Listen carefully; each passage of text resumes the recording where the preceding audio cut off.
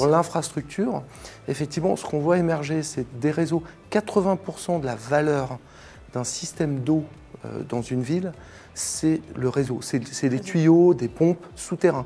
C'est des choses qu'on ne voit jamais. Ce n'est pas les usines que vous pouvez effectivement voir parfois quand vous passez à côté. Dans une ville comme Paris, par exemple, l'infrastructure, elle est en permanence renouvelée, aménagée, ou ça a été fait une bonne fois pour tous, et puis maintenant, il faut tout refaire? Non, alors il faut entretenir, il faut renouveler ces réseaux. Donc ce qu'on fait beaucoup, c'est qu'on les équipe avec maintenant des capteurs qui vont permettre d'entendre s'il y a une fuite. C'est des capteurs acoustiques, de mesurer s'il y a des variations de pression. Paris a la chance, je crois que c'est la seule ville au monde, d'avoir un réseau d'eau potable qui est visitable. C'est-à-dire qu'il est dans des galeries où on peut accéder facilement. Dans toutes les autres villes, on a des choses qui sont enterrées. Et donc, dès que vous avez un problème, il faut commencer par creuser.